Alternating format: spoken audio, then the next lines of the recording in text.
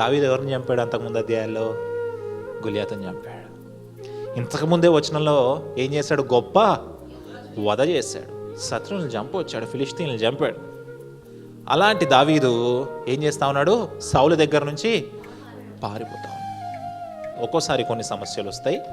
ఆ సమస్యల్లో మనం నిలబడి యుద్ధం చేయాల్సిన సమస్య కాదు, మనము అక్కడి నుంచి పక్కకు జరిగి పారిపోవాల్సిన సందర్భాలు వస్తాయి.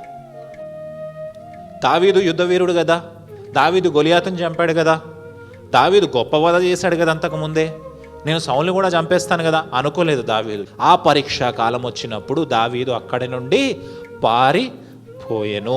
మనం కూడా మన జీవితాల్లో అలాంటి పరీక్షా కాలం వచ్చినప్పుడు మనం అక్కడ నుండి పారిపోవాల్సిన పరిస్థితి వస్తుంది. పారిపోయినంత మాత్రాన వాడు చెడ్డోడని కాదు, పారిపోయినంత మాత్రాన వాడికి ధైర్యము లేదు అని కాదు.